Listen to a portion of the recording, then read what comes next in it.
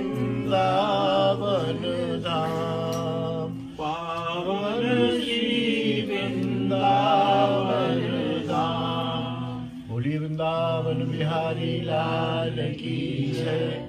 श्री कृष्ण चैतन्य नित्यानंद महाप्रभु की जय। निताय गौर हरि बोल। गिरिराज महाराज की जय। तुलसी महारानी की जय। ब्रज रानी की जय। तुलसी चौक की जय।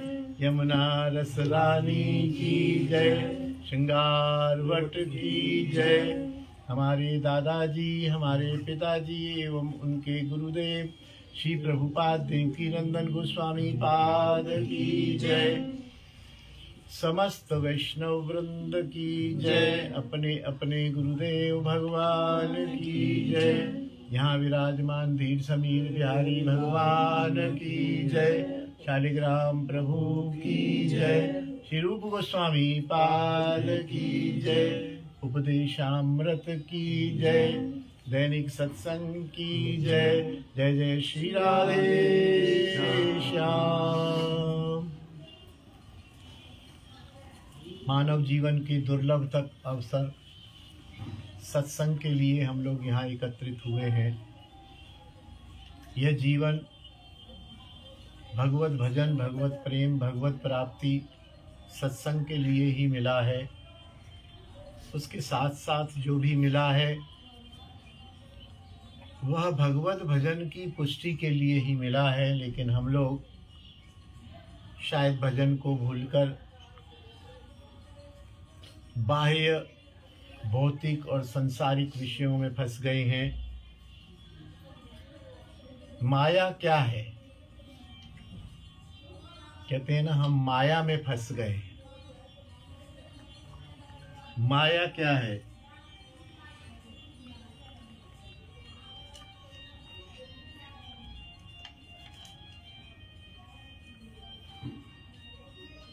माया है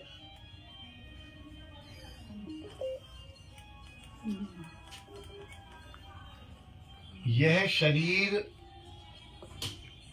मैं हूं, यह शरीर मैं हूं और इस शरीर से संबंधित वस्तुएं मेरी हैं। यही माया है, यही माया है। ये शरीर मैं हूं, इस शरीर से संबंधित वस्तुएं मेरी हैं, यही माया है। न तो मैं शरीर हूं, न शरीर से संबंधित कोई भी स्त्री पुत्र धन संपत्ति मेरी है, नहीं है।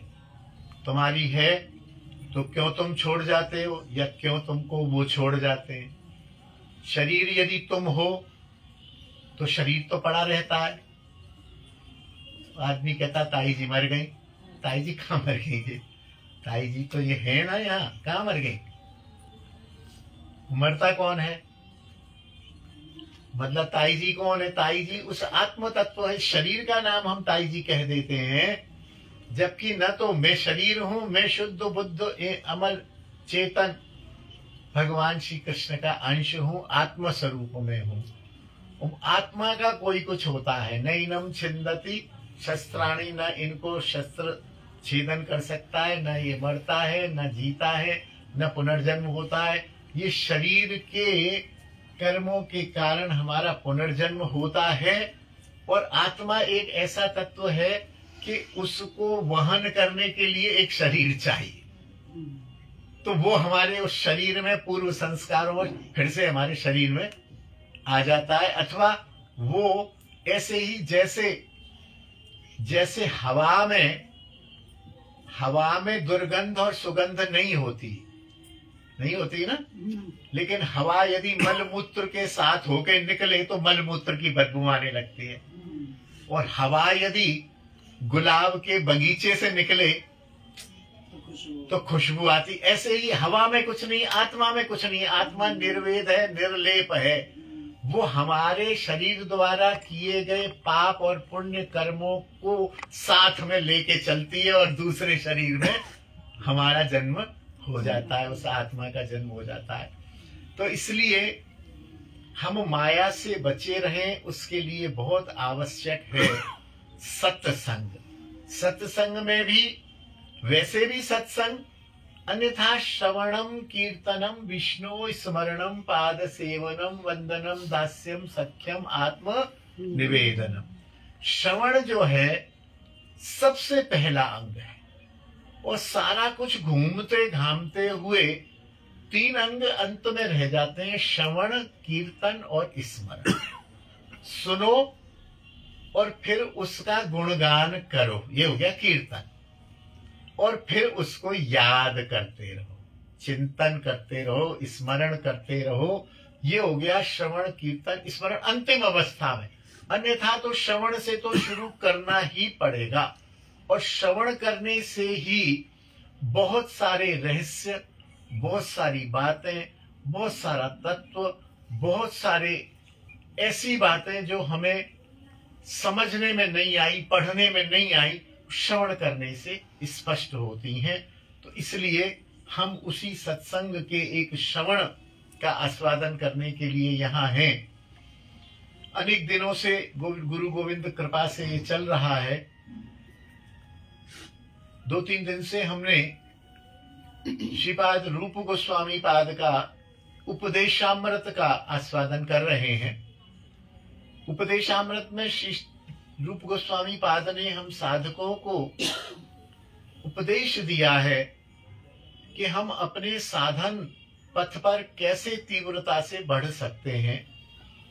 उन्होंने शुरू में तो दानवता से मानवता सिखाई हमें, मानवता से फिर धीरे धीरे वैष्णवता सिखा रहे हैं, फिर वैष्णवता से भजन सिखाएंगे। कल हमने 2 श्लोकों का आस्वादन किया था। एक तो प्रीति के 6 लक्षण, प्रीति, परस्पर प्रीति, वैष्णव की भी प्रीति और लौकिक प्रीति भी, जिसमें देना और लेना। प्रीति 2 तरफा होती है। मैं आपका मित्र हूं, मैं आपसे प्रीति करता हूं, मैं आपको देता रहूं, आप मुझे ना दें, या आप दें तो नहीं भैया मैं लेता नहीं। अरे क्या मतलब है, जब तुम देते रहते हो दिन भर तो लेते क्यों नहीं हो? ये भी एक श्रेष्ठता का भाव आ जाता है। तुम तो सामान्य लोग हो ना, तो तुमको दे देता हूं, मैं तो खास आदमी हूं ना, मैं तुम्हारा कैसे ले लूंगा, है कि नहीं ये बात? तो इसका मतलब कुछ और है, फिर प्रीति नहीं है। हो सकता है मैं गुरु हूं, आप चेला हो, या आप गुरु हो, मैं चेला हूं, आप बड़ी बहन है, मैं लड़की वाला हूं, आप लड़के वाले, कुछ भी हो सकता है, लेकिन प्रीति नहीं है। यदि लेते नहीं हो, देते नहीं हो, तो लेना और देना, और गुप्त मन की बात कहना भी, सुनना। खाली नहीं कि आपकी तो सुन ली और अपनी कही नहीं है, अपनी तो कह दी, जब आप कहने लगे तो छोड़ो यार, क्यों टाइम खराब करते हो। प्रीति नहीं है। प्रीति का ये लक्षण है, गुप्त बात कहेगा भी, सुनेगा भी, देगा भी, लेगा भी, और खाएगा भी, खिलाएगा भी। ये प्रीति के लक्षण उन्होंने गिनाए हैं। क्योंकि प्रीति होना, प्रीति के लक्षण क्यों गिनाए, क्यों गिनाए? वही वाली बात है कि हमें प्रीति तो करनी है ठाकुर की सेवा में, क्यों जी? तो प्रीति वाला तत्व जागृत करना पड़ेगा ना। जैसे एक मैंने सुनाया था 10-20 दिन पहले, सुना दूं दोबारा।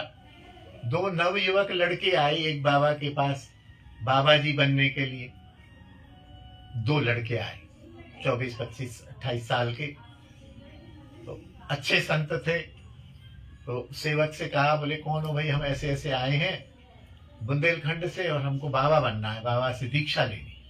अच्छा, बोले ठीक है। उन्होंने गुरुजी से कहा, गुरुजी अच्छा, बोले एक एक करके भेजो। पहला बालक आया, बोले हाँ बेटा कहाँ से आए हो, क्या नाम है? ये नाम है, ये नाम है। बोले पत्नी है? बोले है। बच्चा है? हाँ। गुरुजी छोटा सा बालक है। तो फिर बालक क्यों बनना, बाबा जी क्यों बनना चाहते हो? बोले कोई नहीं है, संसार में कोई सार नहीं है, और प्रेम करते हो पत्नी से? बहुत प्रेम करता हूँ। बालक से करते हो? बहुत करता हूँ। बोले कैसे बाबा जी बनोगे? समझ नहीं आता, बहुत प्रेम है, आप कृपा करोगे तो हो जाएगा सब, क्योंकि इसमें सार तो कुछ है नहीं है, हमें तो भगवत चरणारविंद प्राप्ति के लिए जन्म मिला है, मेरा बड़ा प्रेम है, बड़ी आसक्ति है, आप कृपा करो तो सब हो जाएगा, नहीं तो मैं इसी आसक्ति में फंस जाऊंगा। बोले ठीक है, अच्छा जाओ, बाहर जाओ, दूसरे को भेजो। वो बाहर गया, दूसरे को बुलाया। बोले क्या करते हो, पत्नी है? बोले हाँ है। अच्छी लगती है? ना, ज्यादा अच्छी नहीं लगती है। बेटा है? बोले है बेटा। अब क्या बेटा, क्या पत्नी, हमें तो भजन करना है गुरुजी, हमें कुछ अच्छा नहीं लगता है संसार में। अब भोजन अच्छा लगता है? बोले नहीं, कुछ भी नहीं लगता है। अच्छा, मेरे माता पिता? बोले नहीं, कुछ नहीं लगता है, और मन उखड़ गया है अब जो है, अब कहीं कुछ अच्छा नहीं लगता है। बोले ठीक, बाबा जी कैसे बनोगे? बोले आपकी कृपा हो जाए तो बन जाएंगे। बोले ठीक है, जाओ। दोनों को भेज दिया, फिर सेवक को बुलाया। बोले सुनो, ये जिसको कुछ भी अच्छा नहीं लगता है ना, इसको तो वापस भेजो, और जिसको जो अच्छा लगता है ना, पत्नी पुत्र, उसको भेजो। तो चेला बोला, बोले गुरुजी उल्टी बात कर रहे हो आप। अरे जो संसार में फंसा हुआ पत्नी पुत्र अच्छा लगता है, उसको तो जाने दो पत्नी के पास। जिसको कुछ भी अच्छा नहीं लगता है, उसको यहाँ बुला लो। बोले जिसको कुछ भी अच्छा नहीं लगता है ना, उसको भगवान भी अच्छा नहीं लगेगा। इसमें प्रीति नहीं है, इसमें आसक्ति नहीं है, तो मेरे को डबल मेहनत करनी पड़ेगी। पहले मैं इसमें आसक्ति पैदा करूं, प्रीति पैदा करूं, तब फिर प्रीति को भगवान में पैदा। अब बोले इसमें आसक्ति है, मेरे को कुछ नहीं करना, इत्थों पुत्र तो इत्थों लावना। इसकी प्रीति को पत्नी में से हटा के कृष्ण में स्थापित करना हूं, 5 मिनट में कर दूंगा, लेकिन प्रीति पैदा करना ये बड़ा कठिन काम है। तो इसलिए उन्होंने प्रीति के लक्षण बता दिए। भैया प्रेम करना सीखो, पहले लौकिक लोगों से प्रेम करके प्रेम तत्वों को समझो। प्रेम तुम्हारे अंदर पैदा होगा ना, तो फिर मैं प्रेम को स्त्री पुत्र धन दौलत से हटा के कृष्ण में स्थापित तो कर दूंगा। लेकिन तुमने किसी से प्रेम ही नहीं है, तो फिर तुम्हारा कृष्ण से भी प्रेम नहीं होगा। वैराग्य और ज्ञान कभू भक्तिर अंग नहीं। वैराग्य कभी भक्ति का अंग नहीं है, भक्ति का परिणाम है। भक्ति करते करते करते करते वैराग्य हो जाए वो ठीक है, पहले वैराग्य हो फिर हम भक्ति करें तो भक्ति से भी वैराग्य हो जाए। ऐसा देखा गया। जो वैरागी होता है ना, अरे माला, अरे क्या करना माला, ठाकुर तो हृदय में बैठा है। अरे भाई कुछ सेवा करो, कुछ लाइट, अरे क्या लाइट, ये तो स्वयं प्रकाश विग्रह है। कुल मिला के तो उन्होंने इसीलिए प्रीति के लक्षण बताए कि प्रीति के लक्षण पैदा तो करो, संसार में ही करो, संसार से तो हटा दूंगा मैं। फिर वही बात आ गई कि किस वैष्णव को नमस्कार करनी है, किसको प्रणाम करना है, किसकी सेवा करनी है और किसका संग करना है। ये कल हम चर्चा कर चुके हैं। आज हम ये कहा गया कि जो वैष्णव हैं और जो गुरुजन वैष्णव हैं, उनके केवल गुण ही देखें, उनमें दोष न देखें। दृष्टै स्वभाव जनितै वपुषश्च दोषैर्न प्राकृतत्वमिह भक्त जनस्य पश्येत गंगाम्भसाम न खलु बुद्बुद फेन पंकैर् ब्रह्म द्रव्यत्वमपगच्छति वीर धर्मैः। अर्थात जल में बुलबुले भी होते हैं ना, बुलबुले। और बुलबुले एक अशुद्धि का प्रतीक है। बुलबुला उठ रहा है तो इसका मतलब कहीं इसमें चिकनाई है, कहीं दोष है। फेन, झाग, जल में झाग भी आ जाता है। जल में कीच भी होती है, कहीं थोड़ी बहुत नीचे ऊपर कीच भी होती है। यह सब विद्यमान होने पर भी जैसे गंगा जल की पवित्रता कभी भी नष्ट नहीं होती, गंगा जल को कभी अपवित्र नहीं कहा जा सकता, जबकि अपवित्रता के लक्षण बुलबुले, झाग और कीच, तीनों उसमें अंदर क्या है वो तो नहीं दिख रहा है, बैक्टीरिया तो नहीं दिख रहे हैं, लेकिन 3 प्रकट रूप में दोष दिख रहे हैं, फिर भी गंगा जल को पवित्र माना गया है। उसी प्रकार भक्त पुरुष में, किसी वैष्णव में, किसी भक्त में शरीर के स्वभाव से उत्पन्न होने वाले दोषों को दिखने पर भी, शरीर है ना, अब मोटा हो गया कोई है तो परम वैष्णव, बहुत मोटे हो गए, या बहुत ऐसे हो गए, या उनकी आंख थोड़ी खराब है, भेंगे हैं, है ना, या थोड़े टोटे हैं, थोड़े पैरालिसिस्ड हैं, थोड़ा कोई भी उनका क्रोध जल्दी आ जाता है उनको, थोड़े सरल हैं, गैले से हैं, शारीरिक दोष यदि उसमें है तो वो दिखते रहने पर भी उनको वैष्णव रूप में ही देखना चाहिए, माइक भाव से या शरीर के दोषों वाले भाव से उनको नहीं देखना चाहिए। यह यहां कहा गया। अब इसमें ऐसा नहीं है, जहां ये कहा गया तो वहां ये भी कहा गया कि गुरुजन में यदि ये दोष हो जाए, कल हमने बहुत विस्तार से इस बात पर चर्चा की थी कि गुरुजन में ये दोष हो जाए, गुरु अपनी ही सेवा कराएं, गुरु जो है गोविंद से दूर रखें, गुरु अपने ही विषयों की पुष्टि के लिए शिष्यों से कहते रहें, तो गुरु का त्याग कर देना चाहिए। तो वहां ये श्लोक आप कहोगे नहीं गुरुजी आप तो कह रहे थे कि दोष नहीं देखना, शारीरिक दोष, बुद्धि जनित, विचार जनित, शास्त्र विरुद्ध दोष नहीं। इसमें मैंने इसीलिए कहा कि कोई भेड़े हैं थोड़े से, कोई मोटे हो गए, कोई थोड़े से लंगड़ा के चलते, जैसे अष्टावक्र मुनि थे, कितने विद्वान थे, कुछ और भी इस तरह की जो शारीरिक दोष हैं। गंगा में तात्विक रूप में कोई दोष नहीं है, परम पवित्र है, लेकिन बाह्य रूप में उसमें बुलबुले, झाग और कीच दिख रही है। तो ऐसे ही शरीर में कोई प्राकृत दोष यदि हैं तो उनको नहीं देखना चाहिए। महत् पुरुष के साथ रहने से यदि उसमें कोई शारीरिक दोष दिखता है तो साधक को उस पर ध्यान नहीं देना चाहिए, क्योंकि दोष तो शरीर के कारण और वैसे भी स्वभाववश सभी में है, सभी में। निर्दोष तो केवल मात्र एक भगवान श्री कृष्ण ईश्वर ही है, राम ही है। निर्दोष कोई भी नहीं, मैं भी नहीं हूं, आप भी नहीं है, और क्षमा करेंगे गुरुजन भी नहीं है। दोष तो उनमें होगा ही, लेकिन उनमें हम एक सीमा तक यदि दोष है तो उस दोष को न देखें, उनके गुणों को ही देख के अपने उनके भक्ति गुणों को ही देखना चाहिए। यदि कोई साधक ऐसे दोषों को देखता है तो यह उनके प्रति अपराध है, और गुरुजन के प्रति, वैष्णव जन के प्रति अपराध होने से भक्ति, शुद्ध भक्ति कभी भी प्राप्त नहीं हो सकती है, ऐसा इस श्लोक में कहा गया। अगला छठा श्लोक है, ये क्लियर हो गया मेरे ख्याल से, और व्याख्या करने की जरूरत नहीं है, साफ हो गया। स्यात् कृष्ण नाम चरितादि सिताप्य विद्या पित्तोपतप्त रसनस्य न रुचिकानु किन्त्वादरादनुदिनं खलु सैव जुष्टा स्वाद्वी क्रमाद् भवति तद्गत मूल हंत्री। अर्थात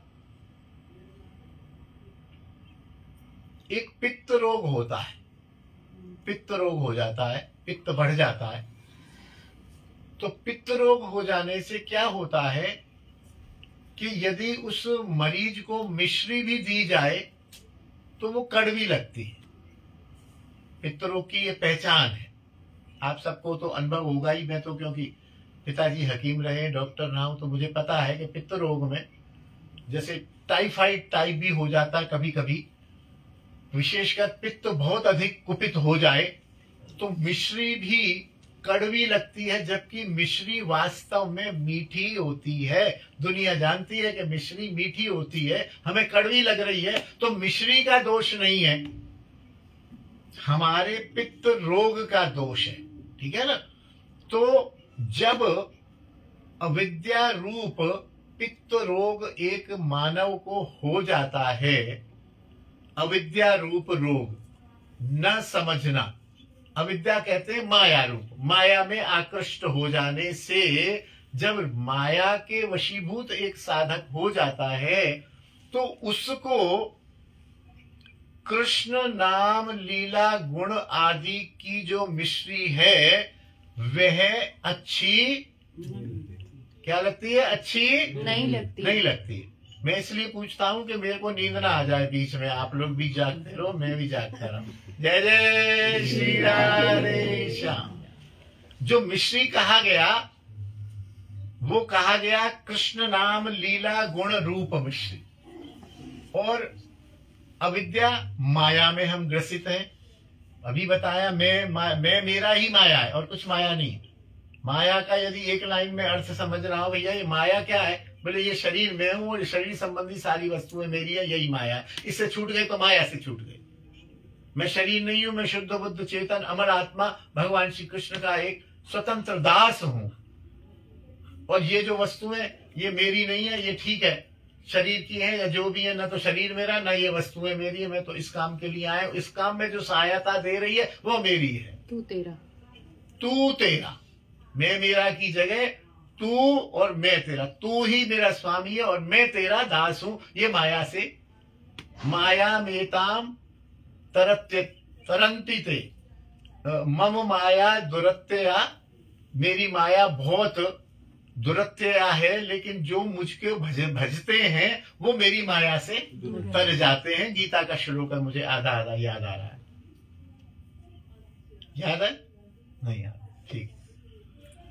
तो मैं मेरा ही बंधन तू तेरा ही मुक्ति, ऐसा बोलते हैं। मैं मेरा बंधन का कारण, तू तेरा मुक्ति का कारण। उस माया ग्रस्त जीव को मानिए पित्त रोग हो गया है और उसे मिश्री अच्छी नहीं लगती है, तो उस पित्त रोग का उपाय क्या है भैया? बोले उसका उपाय यही है कि अच्छी लगे या ना लगे मिश्री चटाते रहो उसको। और वो इस निष्ठा से चाटे कि भले ही कड़वी लग रही है लेकिन मेरा पित्त रूप रोग इसी से दूर होगा। उस रोगी को चटाते रहो। तो जैसे पित्त के रोगी को मिश्री चटाने से उसका पित्त रोग दूर हो जाता है, वैसे ही जो अविद्या में फंसे हुए हम जीव हैं और हमें कृष्ण नाम गुण लीला भजन सत्संग अच्छा नहीं लगता है, तो हम निष्ठा पूर्वक नहीं, इसी से ही हमारा ये जो पित्त रोग अविद्या रूप माया है इसी से ही दूर होगा। इसलिए हम इसका सेवन निष्ठा पूर्वक यदि करते रहेंगे तो जैसे एक दिन मिश्री मीठा लगना शुरू हो जाती है पित्त के रोगी को, उसी प्रकार हम जीवों को भी यह कृष्ण नाम गुण लीला भजन मीठी और अच्छी लगने लग जाती है। यही इसका उपाय है। जो रोग है, जो कारण है, वही उसका उपाय है।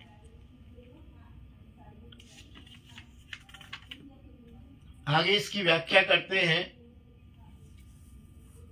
बहिर्मुख लोगों के लिए साधन भजन में निरंतर लगे रहने की आज्ञा की गई है।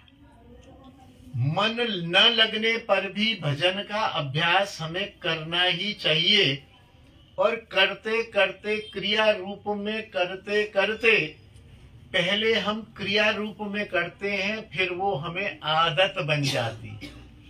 वो आदत बनने के बाद हमें आनंद देने लगती है। करना ही चाहिए।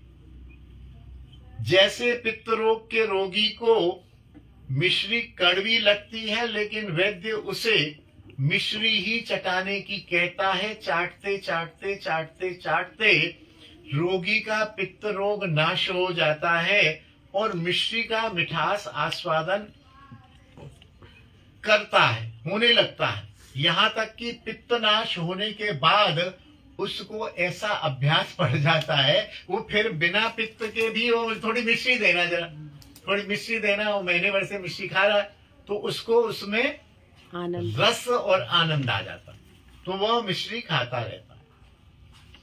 उसी प्रकार बहिर्मुख जीव अविद्या रोग से या माया जनित अज्ञानता से पीड़ित हो रहा है। अज्ञानता को नाश करने का एक ही उपाय है, कृष्ण नाम रूप गुण लीला का चिंतन करना और स्मरण करना। अज्ञानतावश बहिर्मुख जीव को वह कृष्ण नाम रूप गुण लीला चिंतन स्मरण अच्छा नहीं लगता है। किंतु यदि महत् पुरुष रूपी वैद्य की आज्ञानुसार, वैद्य रोग को ठीक करता है और महत् पुरुष इस भवरोग को ठीक करता है, तो महत् पुरुष की आज्ञानुसार कृष्ण नाम रूप गुण लीला का श्रवण कीर्तन किया जाए तो निश्चय ही अविद्या का नाश हो जाता है एवं कृष्ण नाम रूप गुण लीलाओं का माधुर्य मधुरता प्रतीत होने लगती है और वो कृष्ण नाम रूप गुण अच्छे लगने लगते हैं। तो सार यही है, मन लगे या न लगे, हमें भजन करना ही है और भजन के जिस अंग में मन लगे। माला में न लगे सेवा कर लीजिए, सेवा में न लगे प्रसाद बनाइए ठाकुर जी का, माला बनाइए, श्रवण करिए, कीर्तन करिए, वैष्णव जन की सेवा करिए, परिक्रमा करिए। बहुत है, 64 अंग भक्ति है। हमारे यहाँ वो कट्टरता नहीं है, हमारे यहाँ इतनी लिबर्टी है, जानते हैं क्योंकि विविधता है सृष्टि में, इतनी लिबर्टी है कि और हर अंग परिपूर्ण है। अगर निष्ठा पूर्वक कोई परिक्रमा कर रहा है और दीक्षित है नाम स्मरण करके, तो भगवत प्राप्ति और भगवत प्रेम सेवा प्राप्त कर लेगा। एक अंग परिपूर्ण है। नाम में यदि निष्ठा है तो और कुछ करे न करे, नाम से ही प्रेम प्राप्ति हो ही जाती है, तो प्रमाणित है। नाम में रुचि नहीं है, सेवा में लग जाए, ठाकुर सेवा में बढ़िया बढ़िया सेवा करे, श्रृंगार करे, निष्ठा सहित सेवा से ही भगवत प्राप्ति भगवत प्रेम प्राप्ति हो जाएगी। हर अंग परिपूर्ण है, ऐसा नहीं है। लेकिन क्योंकि नाम कलियुग का मुख्य साधन है, नाम परम सरल है, सहज है। सत्संग के लिए तो देखो मैं भी चाहिए हूं और आप भी चाहिए, वाईफाई भी चाहिए, मोबाइल भी चाहिए, रोशनी भी चाहिए, सब चाहिए। लेकिन नाम यदि 3 बजे नींद खुल गई आपकी और नहीं आ रही है नींद, तो बिस्तर पर सोते सोते कुल्ला करो चाहे मत करो, माला उठा लो। माला भी नहीं उठा पाते हो तो काउंटर ले लो, हरे कृष्ण कृष्ण कृष्ण हरे हरे, हरे राम राम राम हरे हरे, नाम कर लो। इतनी सहजता किसी साधन में नहीं। सेवा करनी है तो 3 बजे थोड़ी घंटी बजा दोगे, ठाकुर जी को उठा दोगे, क्यों जी? परिक्रमा करनी है तो 3 बजे थोड़ी चले जाओगे, शायद भूत मिल जाए रास्ते में।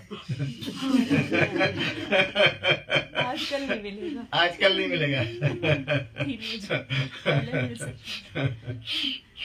तो बहुत सारे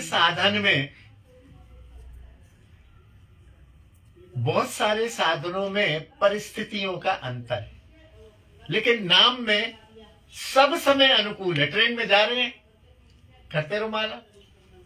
ट्रेन में मंत्र तो नहीं कर सकते, गोपाल सहस्त्रनाम का पाठ भी नहीं कर सकते, क्यों जी? श्रीमद् भागवत का पाठ भी नहीं कर सकते, श्रवण भी नहीं कर सकते। आजकल श्रवण तो कर सकते हैं, मैं यहाँ बोल रहा हूँ ऑनलाइन, यदि आप ट्रेन में हो और वाईफाई चालू है तो श्रवण चलता है।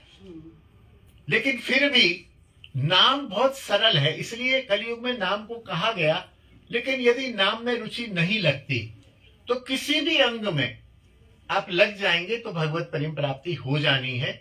और मेरा मानना तो कहीं ये है कि किसी भी अंग में लगेंगे, कहीं ना कहीं वो नाम के लिए आपको उकसाएगा। नाम आप करके रह नहीं पाएंगे बिना नाम किए, क्योंकि कलयुग का परम साधन है नाम जप।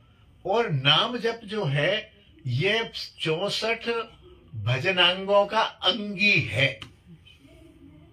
जैसे ये मैं हूं, मैं अंगी हूं, ये मेरा एक हाथ अंग है। आपने देखा होगा हाथ कटे हुए भी लोग होते हैं ना, हाथ कटे हुए भी लोग होते हैं, बाह कटे भी लोग होते हैं, पैर कटे भी होते हैं। एक तो ऐसा कई बार हमने रील्स में देखा कि ना हाथ है ना पैर है, केवल बस ये इतना ढांचा है। तो ये अंगी है, अंगी है तो जी रहा है आदमी, और अंगी नहीं हो, खाली हाथ पैर हो, नहीं जी पाएगा ना। तो अंगी माने मुख्य चीज, मुख्य साधन। तो नाम के बिना कलयुग में साधन होगा नहीं। लेकिन शुरू में हमें ऐसा लगता है, क्योंकि हमारे यहाँ ये कहा गया कि तू शुरू कर, कैसे भी कर, रास्ते पर तो तू आ ही जाएगा। और आ गए, हम जैसे बहुत लोग आ गए। कभी माला न करने वाला भी वो माला में उसका प्राण हटक जाता है। तो तू सेवा से ही कर, सेवा में तेरी रुचि है, सेवा से कर। अंगी कैसे छूट जाएगा? आ ही जाएगा। गलत भी करो, मनमानी भी करो, हानि कुछ नहीं होनी है। कर्म कांड में हानि है। हमारे यहाँ तो मरा मरा कहने वाला भी वाल्मीकि बन जाता है। तो मरा मरा कह, चल तू कह, आ जाएगा लाइन पर। तो इसलिए कोई से भी अंग का हम सेवन करें, नाम के साथ करें। नाम की कृपा से, नाम क्योंकि अंगी है, हमें हमारे इष्ट तक उसकी प्रेम सहित चरण सेवा तक पहुंचा ही देगा। यहां ये 7वां श्लोक विश्राम ले रहा है। अब आगे कहते हैं, आनुगत्य पूर्वक ब्रजवास। ब्रजवास यदि किया जाए तो अनुगत्य। कल भी बात हो रही थी, वो कह रहे थे हरिनाम लेना क्यों जरूरी है? तो कर ही रहे महामंत्र, किसी से लेना क्यों जरूरी है? भक्ति में अनुगत्य बहुत जरूरी है। आप करते रहो, कहीं फंसोगे तो कहां जाओगे मुझे बताओ?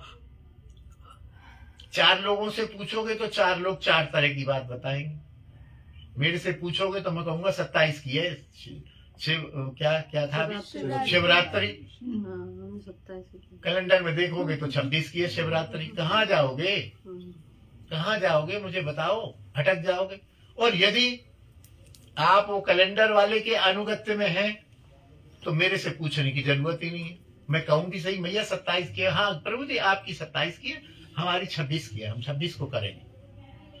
अनुगत्य से कॉन्फिडेंस आएगा। और यदि आप मेरे शिष्य हो तो भी आपको कैलेंडर देखने की जरूरत नहीं है। और बोले कैलेंडर में छपे, बोले कैलेंडर फैलेंडर से कोई मतलब नहीं है। हमारे गुरुजी हैं वो धीर समीर वाले हैं तो पागल से, लेकिन वो ठीक है ठीक है, वो 27 की कहते तो हम तो 27 की करेंगे। ये अनुगत्य का लाभ है। अनुगत्य माने किसी एक लीडर को बना के हम उसको फॉलो कर रहे हैं। या तो फॉलोअर बन जाओ या लीडर बन जाओ। तो अनुगत्य पूर्वक ही भक्ति के सब अंगों का पालन करना है। उसमें उस जिसके अंडर में हम हैं उसकी शक्ति भी है, उसका कहीं ना कहीं दायित्व भी है कि ये बालक मेरे को फॉलो कर रहा है तो इसका कल्याण होना चाहिए, मेरा भी होना चाहिए। 1 मिनट को वही वाली स्थिति हो जाती है, एक अध्यापक वाली और एक विद्यार्थी वाली, कि एक बार याद आ जाते हैं प्रसंग, सुना देता हूं। मेरे को लगता है अच्छे ही लगते हैं आप लोगों को, ऐसा तो नहीं लगता टाइम वेस्ट हो रहा है? आपके लिए बात नींद नहीं आएगी। नींद तो किसी को नहीं आ रही यहाँ। एक क्लास में एक टीचर थे और उनको बड़ी ये लालसा रहती थी कि मेरी पूरी क्लास 90+ मार्क्स में पास हो। 93 आने चाहिए तेरे, तू बहुत होशियार है, तेरे 92, 95, 98, 90+ होने चाहिए, 90+ होने चाहिए। सब बड़ा जोर देते थे, बड़ी मेहनत भी करते थे। तो एक उसमें थोड़ा उदमबाज चुलबुला लड़का था, वो थोड़ा पढ़ने में भी कमजोर था। वो कहता था यार पास हो जाना, ये 90 करता रहता है हमारा टीचर। तो उसने क्या किया, उसने जो वो प्रिंसिपल का कोई रिश्तेदार था, कोई भतीजा भाई होगा, वो प्रिंसिपल के पास गया, बोले अंकल जी ये हमारे जो गणित वाले टीचर है 90 करता रहता है, वो बड़ी मेहनत भी करता है, हम लोगों को जान ले रखी है इसने 90 करते हुए। तो बोले अच्छी बात है, ये तो तुम लोग मेहनत करनी चाहिए, 90+ आना चाहिए। बोले नहीं हमारा तो आना चाहिए, आप मेहरबानी करके मेरे को ये बताओ ये टीचर कितने नंबर से पास हुआ था। उसने उसको डांटा, बोले नहीं ठीक है जो भी है तुम जो फिर भी बताओ। अब बच्चा था, उसने कहा ठीक है, बोले ये 57% से पास हुए थे गणित में। तो अब इसका अर्थ ये तो नहीं ना कि एक टीचर जो 57% से पास हुआ है तो वो सबको यही कहे कि तुम भी 57 और 60 में डोलते रहो। मुझ जैसा उपदेशक कुछ भी न कर पाए तो मैं ये तो चाहूंगा कि मेरे जो बालक हैं वो तो आगे बढ़े, वो अच्छे नंबरों से पास हों। मैं नहीं हो पाया और शायद मैं नहीं हो पाया, इसी अफसोस को, इसी कमी को पूरा करने के कारण मैं अपने बच्चों में देखता हूं कि मेरे बच्चे 95 में आए, मैं नहीं कर पाया तो नहीं कर, और मैं 95 होता तो क्या मैं टीचर बना रहता? मेरे को तो अच्छा पैकेज मिल गया होता। तो उपदेशक भी क्या है, उपदेशकों की हमें उपदेश को मानना है।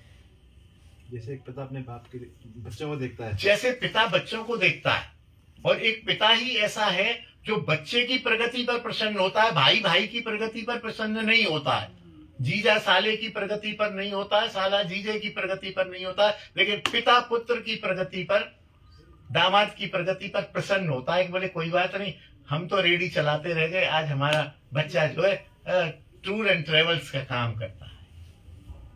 ऐसे ही जो सच्चे उपदेशक हैं वो ये चाहते हैं कि मैं कुछ कर पाऊं न कर पाऊं, मैं कर पाया नहीं कर पाया, कम से कम मेरे को जो फॉलो कर रहे हैं उनका तो कल्याण होना ही चाहिए। और यही भावना अनुगत्य वालों में होनी चाहिए कि हमारे गुरुजी की स्थिति जो भी है, ये खुद भले ही होटल में खाते हैं, लेकिन हमसे इन्होंने मना किया होटल में नहीं खाना तो हम नहीं खाएंगे। अब हम ये कहें यार खुद तो खाता रहता है, तो गड़बड़ हो जाएगा। मुझे मेरे आचरणों को फॉलो नहीं करना है, मेरे उपदेशों को, मेरे से आप क्षमा करेंगे मैं तो किसी खेत की बोली नहीं हूं, मतलब गुरुजन के उपदेशों का पालन करना है। गुरुजन सफल हो न हो, सफल ही है तभी तो वो गुरुजन बने हुए, नहीं तो किसकी बात कौन सुनता है, वो सफल ही है एक दृष्टि में। तो उनकी जो स्थिति होती है, इसीलिए कहा गया कि ब्रजवास करो, चाहे भक्ति के किसी भी अंग का पालन करो, अनुगत्य पूर्वक करो। कोई तुम्हारा boss, there should be a boss, there should be a leader to home we should follow. सही है अंग्रेजी? ठीक है ना, गड़बड़ तो नहीं है? कभी कभी बोलता हूं, ठीक है। तन्नाम रूप चरितादि सुकीर्तनानुस्मृत्यो क्रमेण रसना मनसी नियोज्य तिष्ठन् ब्रजे तदनुरागी जनानुगामी कालम नये दखिल मित्युपदेश सारम। कहते हैं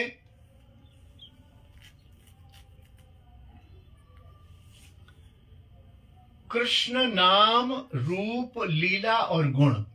कृष्ण का नाम, कृष्ण का रूप कैसे है? सांवरा सलोना, मुख पर मुरली है, पैरों में पायजेब है, पीतांबर पहना हुआ है, बहुत सुंदर मुकुट है, साइड में मोर पंख लगाया हुआ है, बढ़िया वस्त्र पहने हुए हैं, बढ़िया सुडौल शरीर है, बहुत मनमोहनी तिरछी चितवन है, टेढ़े खड़े होते हैं, 3 जगह से टेढ़े हैं, ये रूप। नाम हो गया, नाम तो कृष्ण गोविंद माधव गोपाल नाम हो गया, रूप ये हो गया। त्रिभंग ललित लीला, लीला में काली दह लीला, गोवर्धन धारण लीला, रास लीला, बकासुर वध लीला, अघासुर वध लीला, उनकी विभिन्न लीलाएं। ब्रज में तो ब्रज की लीलाओं का, द्वारका लीलाओं का ज्यादा चिंतन करने की आज्ञा नहीं है, जरूरत भी नहीं है। ब्रज की लीलाएं क्या कम है क्या? ब्रज की लीलाओं का चिंतन करिए, सैकड़ों लीलाएं, 11 वर्षों में कितनी मधुर मधुर लीला की है। लीला और गुण, गुण उनमें कितने गुण हैं। अहो बकीयम स्तन काल कूटम जिघांसया पाय अपाप्य पदवी, है ना, लेभे गतिम धातृचिताम कम वा दयालुम शरणम ब्रजेम। एक पूतना जो उनको अपने स्तन में जहर लगा के मारने आई थी, उसको उन्होंने अपनी धात्री की गति दे दी। कितने गुणवान हैं, कितने दयालु हैं, इतना करुणापूर्ण कोई भी नहीं होगा। जो मुझे मारने आए और मैं उसको माता के समान धात्री की गति प्रदान कर दूं और अपने गोलोक के बाहर, 4 दीवारी के बाहर एक उसके लिए परिसर बना दूं कि कुछ भी हो भाई, ये चाहे मारने आई थी लेकिन स्तन तो इसने पिलाया, और स्तन पिलाना माता का और धात्री का काम है।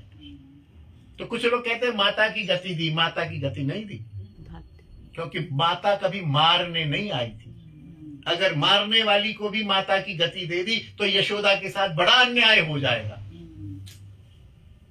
हो जाएगा कि नहीं? और लिखा हुआ है धात्री उच्चताम गति, मातृ उच्चताम गति नहीं लिखा है, धात्री की आया की गति दी, क्योंकि आया फिर भी हो सकती है ऐसी कि वो स्तन पिला के भी बालक का अनिष्ट चाहे किसी कारणवश, फिर भी 1% हो सकती है। तो आया आया रहेगी और माई माता माता रहेगी। तो कितने दयालु हैं इन गुणों का, नाम रूप लीला और गुण, गुणों का कीर्तन द्वारा और स्मरण द्वारा। कीर्तन माने ये जो मैं कह रहा हूं ये कीर्तन हो गया, और मेरे कहने के बाद आप जब घर जाएंगे तो क्या बताया था, नाम माने गोविंद माधव, रूप माने कितने श्याम सुंदर सलोने, और गुण लीला माने अकासुर बगासुर पूतना, और गुण माने दयालुता का एक गुण बताया। श्याम सुंदर में तो अनेक गुण है, अगर उनको बताया जाए तो महीना भर एक श्लोक पर हो जाएगा। तो कई गुण है, ये तो दयालुता का एक गुण है पूतना का। और उन जितने अन्य लोगों को भी उन्होंने उद्धार किया, कहने को तो वध किया, लेकिन वास्तव में उनको उनकी योनि से छुड़ाया। वो शापग्रस्त थे, सभी सबकी योनि से छुड़ाया। एक ग्रंथ यहाँ दास ने लिखा है, असुरों पर कृष्ण कृपा।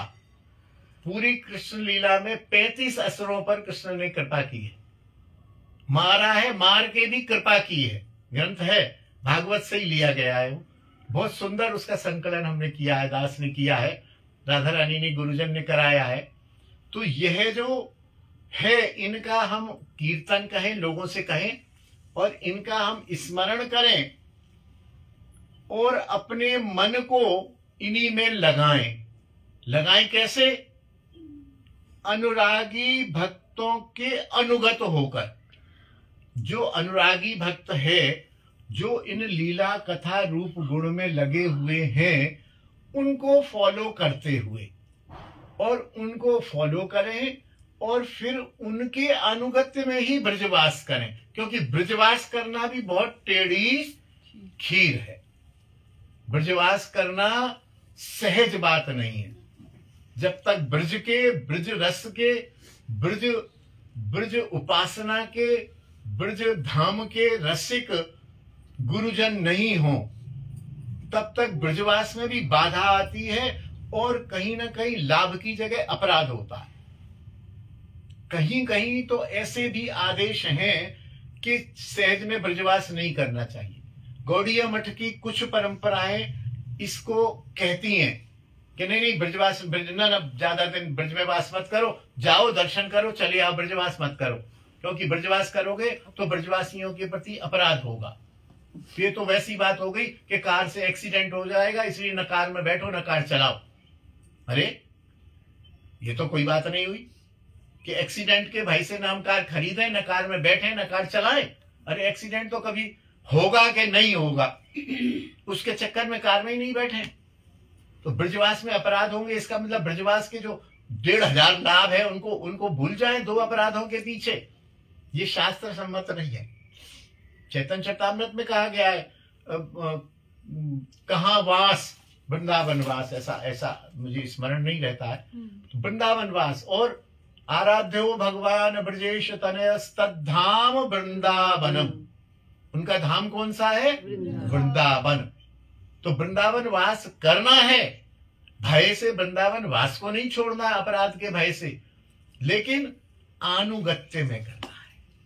कोई जो पहले से वृंदावन वास कर रहा है, गुरु तो देखो दीक्षा गुरु भी होते हैं, शिक्षा गुरु भी होते हैं, लेकिन आप वृंदावन वास कर रही हो 10 साल से, अब मैं नया आया तो मुझे चाहिए जो 10, 5, 8 साल से वृंदावन वास कर रहे हैं उनके मैं टच में रहूं।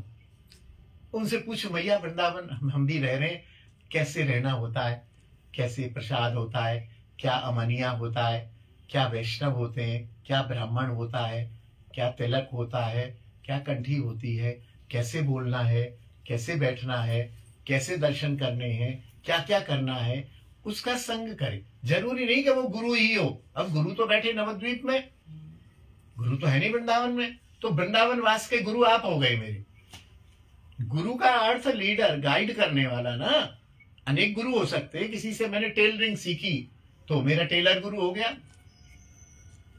किसी से मैंने कोई बिजली का काम सीखा तो मेरा बिजली गुरु हो गया।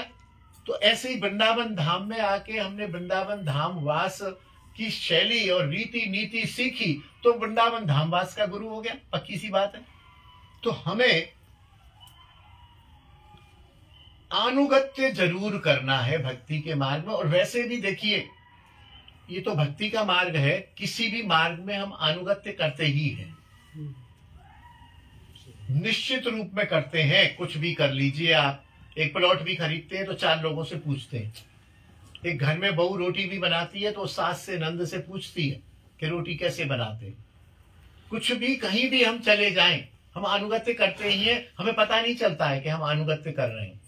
लेकिन भक्ति में हम अनुगत्य करते ही हैं, वैसे भी करते ही हैं, हम भी करते ही हैं, लेकिन फिर भी विशेष रूप से हमें अनुगत्य पूर्वक कृष्ण नाम रूप गुण लीला का स्मरण कीर्तन करना चाहिए और वृंदावन वास करना चाहिए। कृष्ण नाम रूप गुण लीला में निरंतर जिह्वा और मन को लगाना चाहिए, मन से ध्यान करना चाहिए। और जो ऐसा करते हैं, जो हमसे श्रेष्ठ हैं, उनका अनुगत्य करना चाहिए। अनुगत्य भी जो है ना कहीं कहीं अपने से निकृष्ट का, हम टेलरिंग उससे सीख रहे हैं जिसको टेलरिंग का पता ही नहीं है। हम किसी ऐसे वैष्णव का संग कर रहे हैं जिसको वृंदावन धाम की खुद को महिमा पता नहीं है। तो देख समझ के अनुगत्य करना पड़ेगा ना, जो हमसे अधिक योग्य हो, अपने सजातीय हो, श्रेष्ठतर हो और स्निग्ध हो। 3 गुण कहे गए हैं कि संग किसका किया जाए, कि एक तो सजातीय, हम वैष्णव हैं तो वो वैष्णव हो, ऐसा नहीं हम तो वैष्णव है और वो काली का उपासक हो, तो लफड़ा पड़ जाएगा, है ना, गड़बड़ हो जाएगा ना। राम और कृष्ण तो फिर भी एक ही बात है, लेकिन काली का, दुर्गा का, भैरव का उपासक हो, खूब तेज हो, उसका खूब प्रभाव हो, खूब उसके चेले हट्टे कट्टे हो। हम वैष्णव हैं तो वैष्णव का संग। फिर अपने से श्रेष्ठतर, अपने से श्रेष्ठतर का संग करेंगे तभी हम कुछ ले पाएंगे। अपने से कनिष्ठ का संग करेंगे तो वो हमसे ले जाएगा। तो श्रेष्ठतर हो। और तीसरा है स्निग्ध हो। स्निग्ध का मतलब सौम्य हो, हंसमुख हो, सरल हो। आपने कुछ पूछा और वो गुस्सा, अरे भैया क्या दिमाग खराब करते, तुम्हारी समझ में नहीं आएगा, छोड़ो ये बात मत पूछा करो। अरे भाई, ये स्निग्धता नहीं है, ये साधु का लक्षण भी नहीं। साधु यदि ऐसा करता है तो साधु नहीं। हाँ, बार बार कोई परेशान करते हो, मैं भी इरिटेट हो जाता हूं, लेकिन स्निग्ध होना चाहिए। तो अपने से श्रेष्ठ, सजातीय और स्निग्ध वैष्णव का ही संग करना चाहिए। एक और इसमें बात कही गई कि कृष्ण भक्तों की शरणागति ग्रहण किए बिना कृष्ण भी प्रसन्न नहीं होते। वो भी चाहते हैं कि तुम थ्रू प्रॉपर चैनल आओ, पहले मेरे भक्तों की शरणागति ग्रहण करो, मेरे भक्त की आज्ञा का पालन करो, मेरे भक्त से रीति नीति सीखो, मेरे भक्त की सेवा करो, उनको प्रणाम करो, उनको प्रसन्न करो, उनसे आत्मीयता बनाओ, तब वो उपदेक्षन्ति ते ज्ञानम ज्ञानीनाम भूल गया तो संतों का अनुगत्य यदि हम करेंगे तो कृष्ण का भी हो जाएगा, ये अपना ही बंदा है। अच्छा, ऐसा होता भी है। देखिए, अनुगत्य से कहीं आप गए, कहीं आप मान लो एक कुर्सी वाले के पास ही गए, ठीक है ना, हुआ ऐसा, कुर्सी वाले के पास गए, बोले कुर्सी चाहिए हमको, ये चाहिए वो चाहिए, कितने की मिलेगी, इतने की मिलेगी, उतने की मिलेगी, सब कर करा के, और पता चला उन्होंने मेरे को वहां से फोन किया, मेरे को फोन किया कि नांगिया जी हम यहाँ आए हैं फलानी जगह पर, कुर्सी लेने आए हैं, हमको 20 कुर्सी लेनी है, 50 लेनी है, जो भी थी। तो मैंने कहा क्या नाम है फर्म का, तो उन्होंने नाम बताया। तो मैंने कहा वो जो बैठा है बंदा उसका नाम शंकर है क्या, पूछना। बोले तुम्हारा नाम शंकर है? बोले हाँ हाँ। कि हाँ हाँ शंकर है। मैंने कहा मेरी बात करा। मैंने उससे कहा, मैंने कहा अभी शंकर जी के कौन जी? मैंने कहा मैं बोल रहा हूँ गिरिराज। अरे अंकल जी नमस्ते। मैंने नमस्ते भाई, क्या हाल है? कि अरे अरे इन्होंने मेरे को पहले बताया ही नहीं, मैं इतनी देर से बहस कर रहा हूँ। कितनी कुर्सी भेजनी है आप हुक्म करो, ना पैसा चाहिए ना कुछ चाहिए, आप कुर्सी बताओ और मैं बढ़िया कुर्सी दूंगा। इन्होंने जो पसंद करी है उससे भी अच्छी कुर्सी देता हूँ, कम रेट पर देता हूँ। तो ये अनुगत्य का लाभ हुआ कि नहीं? जो वहां ये लग रही थी कि आप पहले पैसे दे जाओ जब मैं कुर्सी भेजूंगा, तो क्या कुर्सी ले जाओ आप, जबकि हमारे पास ग्रुप का पूरा फंड भी नहीं था। कुर्सी मैंने क्या तू कुर्सी भेज, पैसे मेरे नाम लिख दे। अरे अंकल जी क्या बात कर रहे हो आप, कुर्सी आ गई, 10 दिन बाद उसको पेमेंट कर दिए। तो अनुगत्य का लाभ हुआ कि नहीं हुआ, मुझे बताइए। हुआ ना? बिल्कुल हुआ ना। वही उसी सज्जन से आज मैंने फोन किया। मैंने कहा कोई दूसरा डिजाइन है, फोटो भेज। उसने भेजी। मैंने कहा ये वाली 10 भेज दे। भेज दी ना। मैंने उससे पैसे पूछे ना, रेट पूछा ना, कब पैसे देने, कब नहीं। कुर्सी आ गई, बिल आ गया, राधे राधे 2 दिन में भेज दूंगा। तो ये क्या है कि मेरा उसका परिचय है। ऐसे ही संतों का कृष्ण से परिचय है। तुम संत के थ्रू जाओगे तो तुमको भी VIP ट्रीटमेंट मिल जाएगा, और डायरेक्ट पहुंचोगे तो हो सकता है कि वो आपको 400 वाली चीज 440 भी दे दे। और यदि मेरा नाम आ गया तो खूब 440 दे के दे दे। मैं उससे कहूंगा यार क्या नाटक करते हो, मेरे मिलने वाले थे वहां तो 410 की मिल रही है। अरे वो कहेगा कोई बात नहीं अंकल जी, अब उन्होंने आपका नाम ही नहीं लिया, जो मर्जी दे दो। होगा कि नहीं होगा? तो इसीलिए कहा गया अनुगत्य। अनुगत्य का मतलब वो संत पहले से कृष्ण को जानता है। अच्छा, इसमें भी ये ध्यान रखना पड़ेगा कि वो वास्तव में संत वैष्णव सिराजे। आइए आइए आइए, हाँ वहां बैठ जाइए, ठीक है। पहले से वो वैष्णव कृष्ण में श्रद्धान्वित है या नाटकीय है? जैसे मेरा परिचय ले लिया तो लाभ हो गया, और मैं मान लो दलाल हूं तो रेट बढ़ जाएगा, क्योंकि 10 रुपए कुर्सी मुझे भी देनी है उसको। तो ये भी सावधानी बरतनी है, इमोशन में नहीं आना है। अच्छी तरह से हम जिसका अनुगत्य कर रहे हैं, 1 से 2 से 3 से 4 से, पहले अच्छा लीडर ढूंढना पड़ेगा हमें। हम कच्चे आदमी के या किसी दलाल के या किसी लीडर के वेश में फंस गए, साधु वेश में है, संत वेश में है, और उसके चक्कर में फंस गए और वो हो दलाल, तो नुकसान ही नुकसान होता रहेगा। यहां चुनाव करने में भी हमें सावधानी बरतनी पड़ेगी।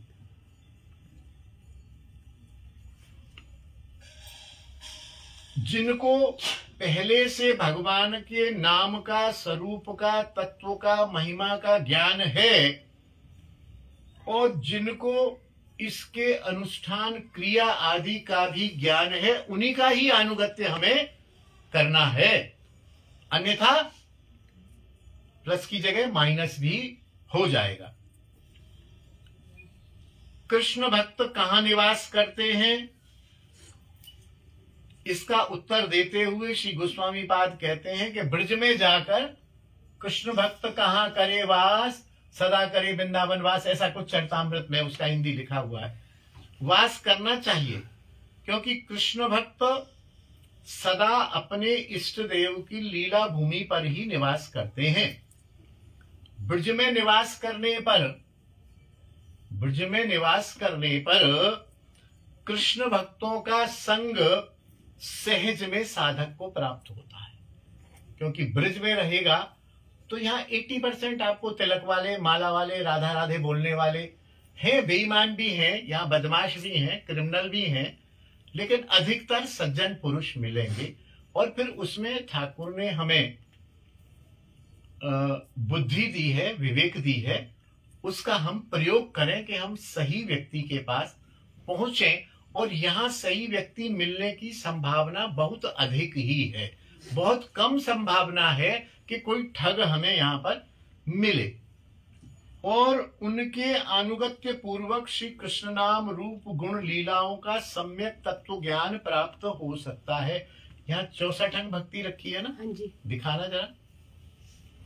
तो यहाँ यह 8वां श्लोक विश्राम लेता है। 2-3 मिनट है, तो 2-3 मिनट में 64 अंग भक्ति में जो अंतिम है श्री ब्रजवास, उसकी महिमा लिखी हुई है। वो हम और आप थोड़ा सा 2 मिनट में श्रवण कर लेते हैं।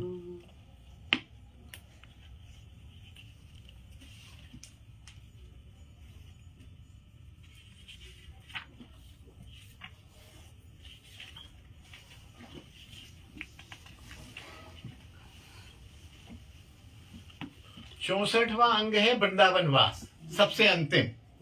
और इस वृंदावन वास में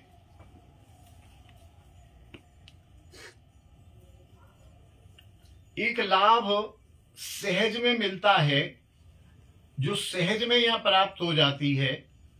साधन भक्ति के समस्त अंगों का अपने आप सहज में आचरण हो जाता है। जैसे साधु संग, साधु संग भी एक प्रकार की भक्ति है, मिलेगा ही। वृंदावन में साधु नहीं मिलेंगे तो कहां मिलेंगे। फिर भगवत लीला दर्शन, रासलीलाएं हो रही है ना। फिर भगवत प्रसाद, कोई दिन खाली नहीं यहाँ, जो हमारे पास कभी जगन्नाथ जी से, कभी द्वारकाधीश से, कभी भागवत निवास से, कभी गिरिराज मंदिर से, कभी राधा रमन जी से, कभी बिहारी जी से प्रसाद ना आता हो, सहज में मिलेगा। श्रवण सत्संग अनेक जगह छोटा भी मिलेगा, 4 व्यक्ति भी कर रहे हैं, 40 भी कर रहे हैं, 400 भी कर रहे हैं। ब्रज रज मिलेगी ना सहज में। भगवान नाम लीला श्रवण मिल रहा है ना। ये सब वृंदावन वास में सहज सुलभ हैं। इसलिए वृंदावन वास को